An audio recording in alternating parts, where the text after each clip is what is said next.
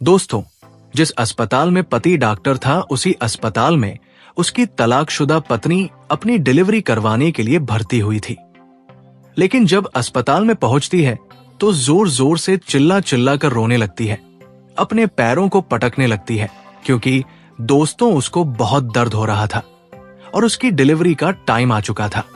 तभी दोस्तों डॉक्टर साहब दौड़कर उसके पास आते हैं तो उनके पीछे पीछे बहुत सारी नर्स भी दौड़ते हुए आती है।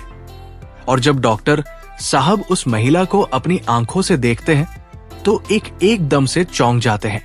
दोस्तों वो डॉक्टर साहब ना वहीं पर फूट फूट कर रोने लगते हैं, क्योंकि दोस्तों वो महिला कोई और नहीं थी बल्कि उन्हीं डॉक्टर साहब की तलाकशुदा पत्नी थी। लेकिन दोस्तों सोचने वाली बात यह है कि आखिर इन दोनों पति और पत्नी के बीच में ऐसा क्या विवाद हुआ था जिसकी वजह से ये दोनों एक दूसरे से तलाक ले लिए थे। दोस्तों इन दोनों पति और पत्नी की कहानी क्या है, आइए जानते हैं इस वीडियो में।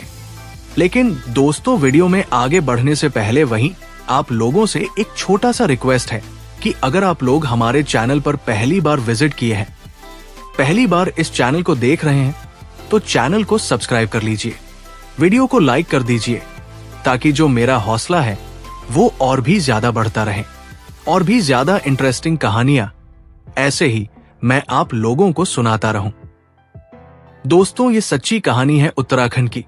और दोस्तों उत्तराखंड में एक अर्जुन सिंह जी नाम के व्यक्ति रहते थे, जो कि सरकारी विभाग में एक कर्मचारी थे। और दोस्तों उनकी एक लड़की थी जिनका नाम सोनम था। दोस्तों सोनम अपने कॉलेज की पढ़ाई कर रही थी, क्योंकि दोस्तों जो अर्जुन सिंह जी थे ना, उनकी वो इकलौती लड़की थी, उनका कोई और लड़का नहीं था, इसीलिए वो अपनी लड़की सोनम को बहुत ज्यादा प्यार किया करते थे।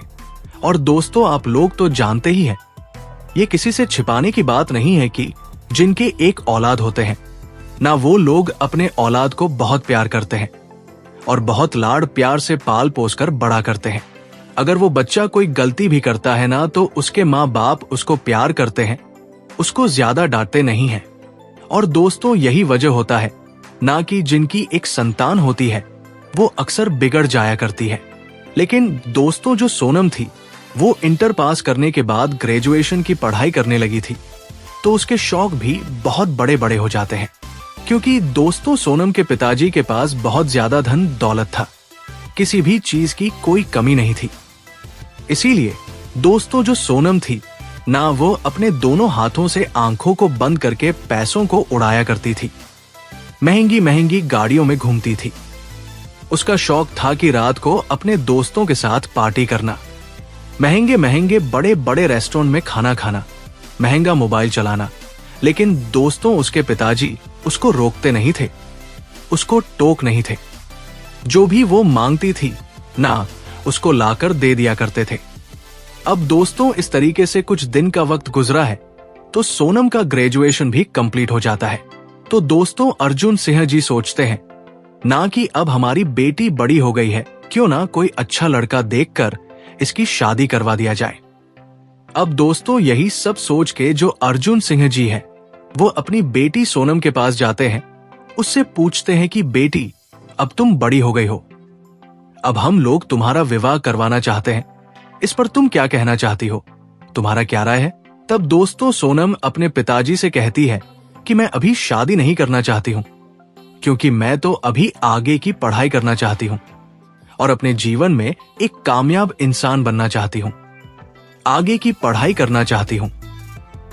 तब दोस्तों अर्जुन सिंह जी कहते हैं कि बेटी मैं तुमको पढ़ने के लिए मना नहीं कर रहा हूँ, तुम अपने ससुराल में रहकर भी पढ़ाई कर सकती हो, क्योंकि जिस लड़के से मैं तुम्हारी शादी तय करूंगा उससे सबसे पहले मैं यही बात करूंगा कि तुम अगर मेरी बेटी को पढ़ाओगा तभी मैं तुमसे उससे शादी करूंगा, नहीं तो नहीं करूंगा। अगर वो लड़का पढ़ने के लिए मान जाएगा तभी तुम्हारी शादी उस लड़की से करवाऊंगी। अब दोस्तों जब ये बात सोनम अपने पिताजी के मुंह से सुनती है तो वो भी मान जाती है, शादी करने के लिए तैयार हो जाती है। तो दोस्तों सोनम के पिताजी अर्जुन सिंह जी अपने ही एक मित्र के लड़के से उसकी शादी तय करवा देते हैं। दोस्तों उस लड़के का नाम राहुल था और दोस्तों राहुल के जो पिताजी थे उनका नाम बलवंत सिंह था। दोस्तों, बलवंत सिंह जी खेती बाड़ी करने वाले इंसान थे, किसान इंसान थे। वो कोई सरकारी कर्मचारी नहीं थे या फिर कोई अधिकारी नहीं थे। इसलिए जो बलवंत सिंह जी थे क्लास वाले जिंदगी बिता रहे थे। उनके ऊंचे ऊंचे शौक भी नहीं थे, बड़े नॉर्मल टाइप के इंसान थे। लेकिन दोस्तों, उनका जो लड़का था ना, जो राहुल था, वो सरकारी डॉक्टरी की पढ़ाई कर रहा था और बचपन से उसका सपना था कि वो डॉक्टर बने। तो दोस्तों, कुछ दिन बाद इन दोनों की शादी की तारीख भी तय हो जाती है और फिर राहुल से धूमधाम से करके सोनम की शादी करवा दी जाती है। लेकिन दोस्तों, जब सोनम अपने ससुराल पहुंच जाती है तो उसका वही पुराना वाला शौक था।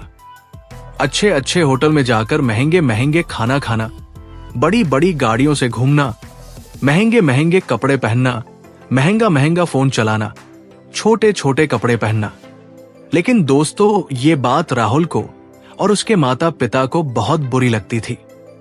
वो लोग अक्सर सोनम से कहा करते थे कि देखो सोनम, तुम इस घर की बहू हो, इस घर की बेटी नहीं हो। अगर इस घर की बेटी भी होती तो वो भी मान मर्यादा के बारे में सोचती, अपने माँ बाप का इज्जत करती और वो भी कुछ करती तो पर्दे के अंदर करती। लेकिन तुम तो बहू होकर इतने छोटे छोटे कपड़े पहनती हो, ऊंचे बड़े बड़े शौक रखती हो। हम लोग तुम्हारे इतने बड़े बड़े शौक पूरा नहीं करवा पाएंगे। हम लोग खेती बाड़ी करने वाले आदमी हैं, किसान आदमी हैं, और तुम तो जानती हो कि हमारा बेटा जो है डॉक्टरी की पढ़ाई कर रहा है। हर महीने कुछ पैसा उसको भी भेजना होता है। इसीलिए हम लोग तुमसे हाथ जोड़कर रिक्वेस्ट कर रहे हैं कि तुम भी हम लोग की तरह मिडिल क्लास फैमिली बनकर हम लोग के साथ रहो। ज्यादा ऊंचे ऊंचे शौक मत पालो। अब दोस्तों, ये सब बात सुनकर ना जो सोनम थी वो बहुत ज्यादा गुस्सा हो जाती है, उसको बहुत बुरा लगता है। तो सोनम कहती है, ना कि मैं इस तरीके से आप लोग के घर में नहीं रह सकती हूं।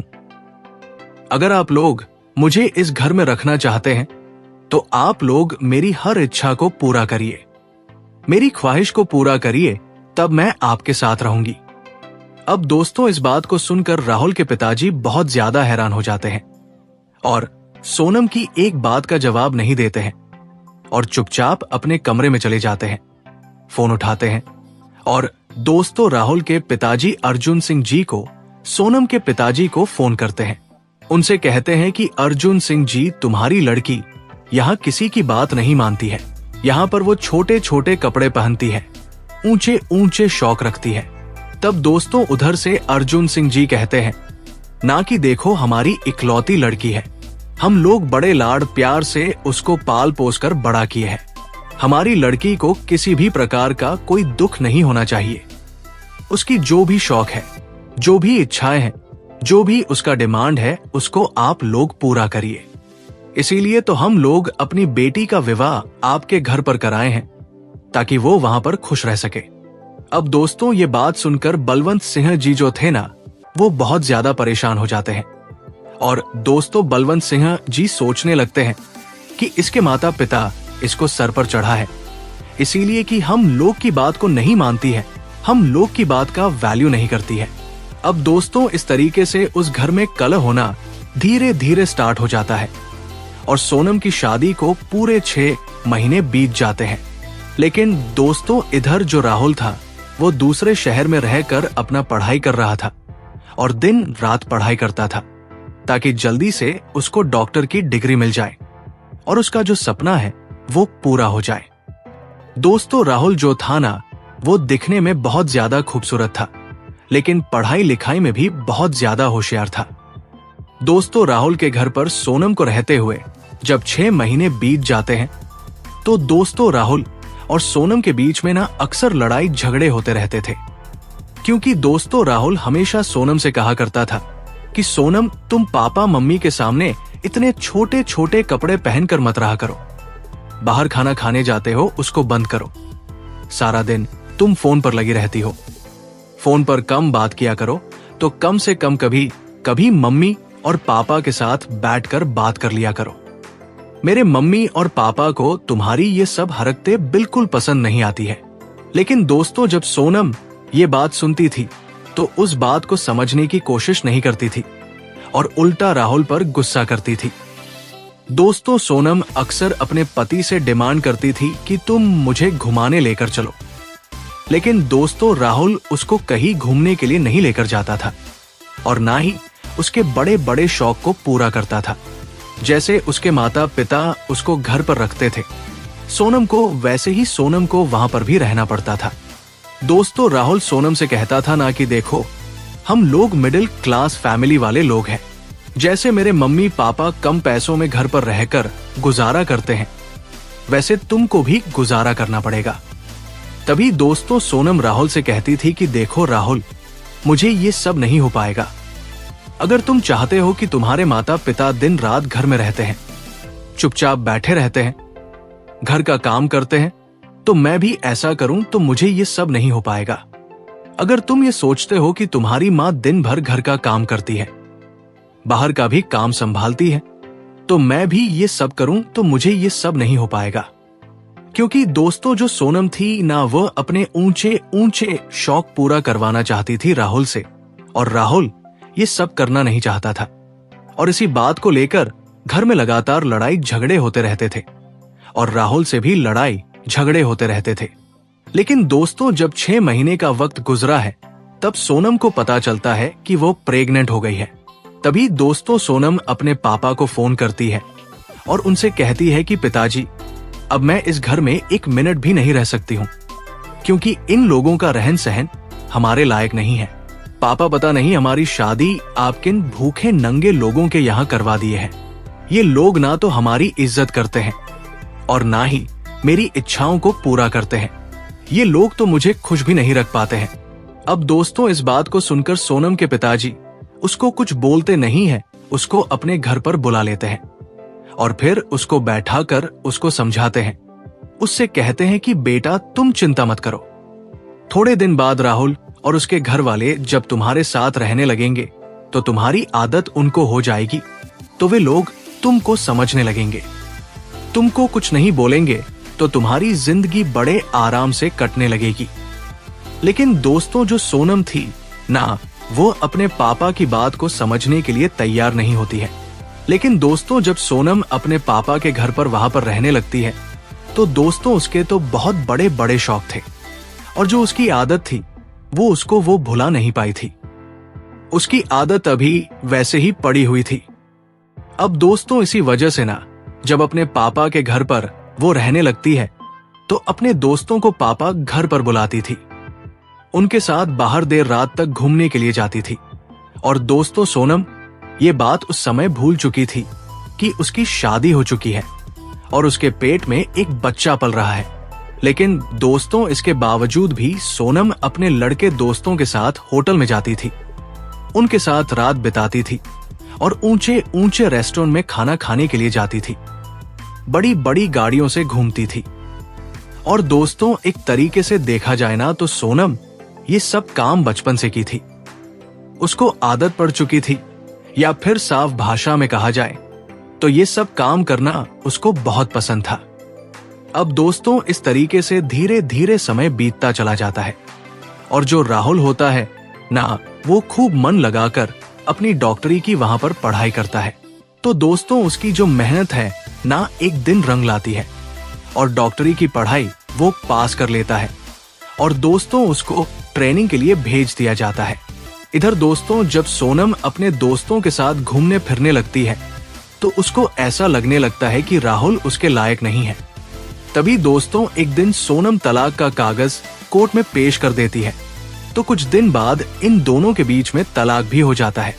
हालांकि दोस्तों, उस समय सोनम के पिताजी उसको समझाने की बहुत कोशिश करते हैं और राहुल भी उसको समझने की कोशिश बहुत करता है, लेकिन दोस्तों वह किसी की बात नहीं मानती है।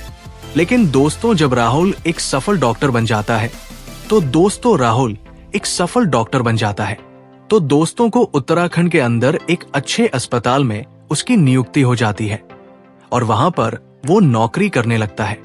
लेकिन दोस्तों, इधर जब सोनम अपने मायके में रहने लगती है, अपने पापा के घर पर रहने लगती है, तो दोस्तों वह अपने दोस्तों के साथ घूमने फिरने लगती है और ये बात भूल जाती है कि वह राहुल के बच्चे की मां बनने वाली है। लेकिन दोस्तों, जब सोनम के डिलीवरी का टाइम नजदीक आ जाता है तो दोस्तों उसके जो यार दोस्त थे ना, वो उसको पूछते भी नहीं है और ना ही उसको देखने के लिए आते हैं। दोस्तों, सोनम जब भी अपने दोस्तों के साथ कहीं बाहर घूमने के लिए जाती थी तो उसके दोस्त लोग कहा करते थे कि सोनम, अब तुम घर पर आराम करो, तुम्हारे साथ घूमने में हम लोग को अच्छा नहीं लगता है, तुम्हारे पेट में बच्चा है, तुम्हारा पेट बहुत बाहर निकल गया है। अब दोस्तों, इस तरीके से जब वो लोग बोलते थे ना, तो सोनम इस बात को सुनकर समझ जाती है कि उसके दोस्त जिंदगी भर उसका साथ नहीं देने वाले हैं। लेकिन दोस्तों, सोनम अब चाहकर भी कुछ नहीं कर सकती थी, क्योंकि दोस्तों वह अपने पति को तलाक दे चुकी थी। क्योंकि दोस्तों उसके जो दोस्त लोग थे ना, वो लोग भड़का दिए थे कि जो तुम्हारा पति है वो तो बस नॉर्मल लड़का है, घूमने फिरने वाला लड़का नहीं है, तुमको पूरी जिंदगी घर में रखेगा, तुमको घुमा फिरा जाएगा, नहीं तुमको एंजॉय नहीं कराएगा। तो इसी सब के चक्कर में आकर वो अपने पति से तलाक ले लेती है। अब दोस्तों, इस तरीके से धीरे धीरे वक्त गुजरता है तो सोनम एकदम से अकेले पड़ जाती है और अपने पापा के घर पर रहने लगती है। लेकिन दोस्तों, जब 9वां महीना लगता है तो उसके पेट में बहुत ज्यादा दर्द होने लगता है, तो उसके पिताजी तुरंत घर पर ही एम्बुलेंस फोन करके बुला लेते हैं और तुरंत उसको अस्पताल में भर्ती करवाते हैं। लेकिन दोस्तों, जब सोनम एम्बुलेंस से नीचे उतरती है अस्पताल के अंदर जाने के लिए, तो उसको दर्द और भी ज्यादा होने लगता है और जोर जोर से चिल्लाकर रोने लगती है। अब दोस्तों, उसके रोने की आवाज और चिल्लाने की आवाज सुनकर जो अस्पताल के सारे स्टाफ लोग थे, जो डॉक्टर लोग थे, वो लोग दौड़कर बाहर आकर देखने की कोशिश करते हैं कि कोई महिला इतना क्यों चिल्ला रही है। तो दोस्तों, राहुल भी दौड़कर आता है देखने के लिए कि आखिर वो महिला चिल्ला क्यों रही है, इतना रो क्यों रही है। लेकिन दोस्तों, जैसे ही राहुल दौड़कर अस्पताल के बाहर वाले दरवाजे के पास पहुंचता है और जैसे ही राहुल सोनम को देखता है अपनी आंखों से, तो उसके होश उड़ जाते हैं, उसके आंखों से अचानक आंसू बहने लगते हैं। तभी दोस्तों, राहुल सभी नर्सों से कहता है कि आप लोग जल्दी से डिलीवरी वार्ड में जाकर सारा इंतजाम करिए, मैं इसको लेकर अभी आ रहा हूं। अब दोस्तों, इस तरीके से राहुल सोनम को एक लेडीज डॉक्टर के हवाले सौंप देता है और उनसे हाथ जोड़कर रिक्वेस्ट करता है कि डॉक्टर साहब, ये मेरी पत्नी है, आप इसकी जान को बचा लीजिएगा, इसको बहुत तकलीफ हो रही है, जल्दी से जल्दी इसका डिलीवरी करवा दीजिए। अब दोस्तों, इस तरीके से जल्दी वो महिला डॉक्टर डिलीवरी वार्ड में लेकर जाती है तो उसको पता चला है कि सोनम के अंदर ब्लड बहुत कम है और जब तक उसके शरीर में ब्लड नहीं चलेगा तब तक वो डिलीवरी नहीं हो पाएगी। अब दोस्तों, ये बात सुनकर राहुल बहुत ज्यादा हैरान हो जाता है और दोस्तों, राहुल के जो ससुर जी होते हैं, जो अर्जुन सिंह जी थे, जो सोनम के पिताजी थे, जब वो ये बात सुनते हैं तो वो भी बहुत हैरान हो जाते हैं और जल्दी ब्लड बैंक में जाते हैं। तो दोस्तों, सोनम का जो ब्लड ग्रुप था ना, वो ब्लड बैंक में भी मौजूद नहीं था। अब दोस्तों, जब अर्जुन सिंह जी को वहां पर ब्लड नहीं मिलता है तो वो बहुत ज्यादा परेशान हो जाते हैं। तभी दोस्तों, जो महिला डॉक्टर थी वो उसके पिताजी के पास आती है और उनसे कहती है कि अगर 1 घंटे के अंदर ब्लड का व्यवस्था नहीं होगा तो आपकी बेटी की जान चली जाएगी और उसके पेट में जो बच्चा है उसकी भी जान चली जाएगी। अब दोस्तों, अर्जुन सिंह जी इस बात को सुनकर एकदम से घबरा जाते हैं क्योंकि वह उनकी इकलौती बेटी थी, इसीलिए वो उसको खोना नहीं चाहते थे। अब दोस्तों, जो राहुल था वो कई सारे डॉक्टर लोगों से बातचीत करता है, कई सारे अस्पताल में फोन करके ब्लड का व्यवस्था करने की कोशिश करता है। लेकिन दोस्तों, कहीं से भी ब्लड का व्यवस्था नहीं हो पाता है क्योंकि जो उसका ब्लड ग्रुप था वो मैच नहीं कर पा रहा था। तभी दोस्तों, जो राहुल है ना, वो महिला डॉक्टर के पास जाता है और उनसे कहता है कि मैडम, मेरा ब्लड ओ पॉजिटिव है, अगर आपको कोई एतराज ना हो तो आप एक काम करिए, आप मेरा ब्लड निकाल कर एक बोतल उसको चढ़ा दीजिए और जल्दी से जल्दी इसका डिलीवरी करवा दीजिए, नहीं तो उसकी जान चली जाएगी। तब दोस्तों, महिला डॉक्टर कहती है कि ठीक है।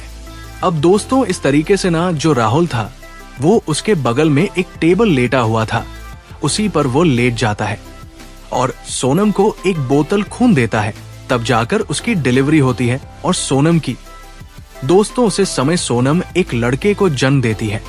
जब वो लड़का पैदा हो जाता है तो दोस्तों राहुल वहां से उठकर अपने केबिन में जाकर बैठ जाता है और अपना काम करने लगता है।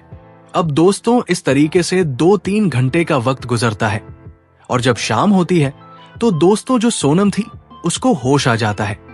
और जब होश आता है तो सोनम अपने बगल में अपने बच्चे को देखकर बहुत खुश हो जाती है। दोस्तों, जो लड़का पैदा हुआ था ना, वो लड़का दिखने में बहुत सुंदर था और वो दिखने में बिल्कुल राहुल की तरह लग रहा था। तभी दोस्तों सोनम उस महिला डॉक्टर का धन्यवाद करती है और उसे कहती है कि डॉक्टर मैडम, अगर आप नहीं होती तो मेरी भी जान चली जाती और मेरे बच्चे की भी जान चली जाती। आप मेरे बच्चे को इस दुनिया में सही सलामत सुरक्षित लेकर आई है और मेरी भी जान बचाई है। इसके लिए मैं आपकी बहुत आभारी हूं। तब दोस्तों महिला डॉक्टर कहती है ना कि बेटी, तुम मेरा धन्यवाद मत करो, तुम उन डॉक्टर साहब का धन्यवाद करो जो तुमको ब्लड चढ़ाने के लिए दिए है। अपने शरीर से निकालकर तुमको एक बोतल खून दिया है। टाइम पर तुमको ब्लड नहीं देते तो तुम्हारी जान चली जाती। अब दोस्तों सोनम उस महिला डॉक्टर से कहती है ना कि मैडम, आप मुझे उनसे मिला दीजिए, उनको यहाँ पर बुला कर लेकर आइए। मुझे उनको देखना है, उनसे मिलना है, उनसे बात करना है और बात करके मैं उनको धन्यवाद करना चाहती हूँ। अब दोस्तों जो राहुल था ना, वो तो वहां आना नहीं चाहता था, लेकिन दोस्तों आपको रोक नहीं पाता है और अपने बच्चे को देखकर अपने आप को रोक नहीं पाता है। और जब डिलीवरी वार्ड के अंदर जाता है तो सोनम अपनी आंखों के सामने जब राहुल को देखती है तो वो बहुत ज्यादा हैरान हो जाती है। उसकी आंखें एकदम से खुली की खुली रह जाती है, एकदम से वो चौंक जाती है।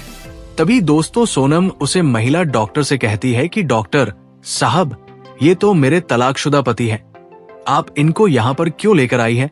इनको जल्दी से बाहर निकालिए।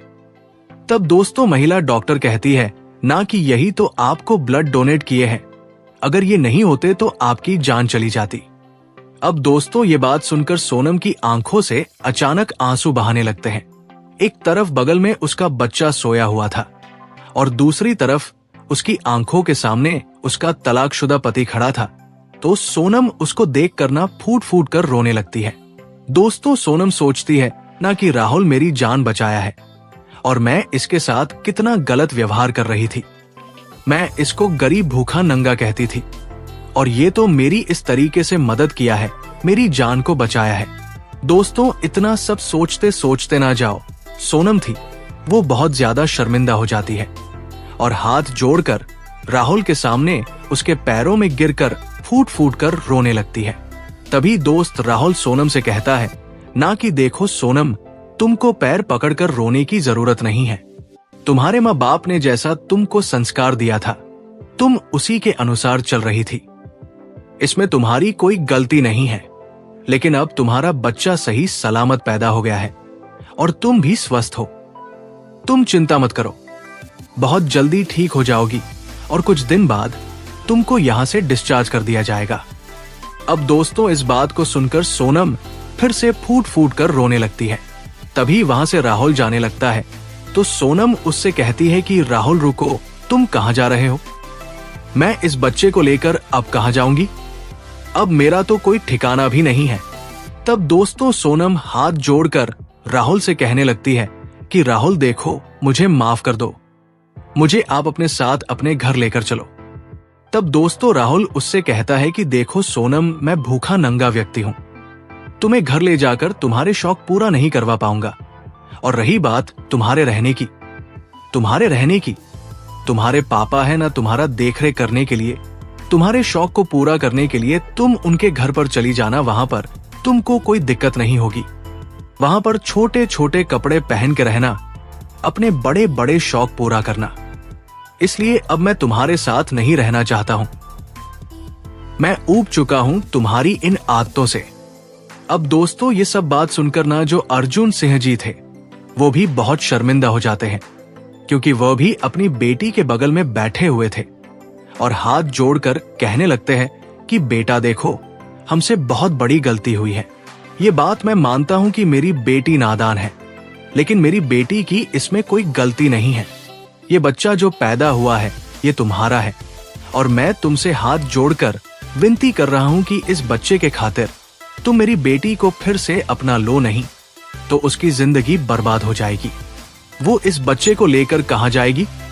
अब दोस्तों, जो राहुल था ना, इस बात को सुनता है तो काफी देर तक सोचता है, समझता है और फिर समझदारी के साथ काम लेता है और सोनम को अपने साथ रखने के लिए तैयार हो जाता है। दोस्तों, सोनम के माता पिता राहुल से कहते हैं, ना कि बेटा जाने दो, जो भी कुछ हुआ है सोनम को माफ कर दो। आखिर वो बेटा तुम्हारा ही है, वो पत्नी भी तुम्हारी है। उस बेटे का परवरिश तुम ही तो करना है, उसको संस्कार तुम ही को देना है। अब दोस्तों, इस तरीके से कुछ दिन का वक्त जब गुजरता है तो सोनम को अस्पताल से छुट्टी मिलती है तो सोनम अपने पति के साथ अपने घर पर चली आती है। तो दोस्तों, राहुल के माता पिता भी सोनम को देखकर बहुत खुश हो जाते हैं, क्योंकि दोस्तों वो लोग भी सोनम को बहुत ज्यादा प्यार करते थे। लेकिन वो लोग बस सोनम को सुधारना चाहते थे कि ये सब हरकतें बंद कर दे। इसी वजह से वो लोग भी थोड़ा बहुत परेशान थे।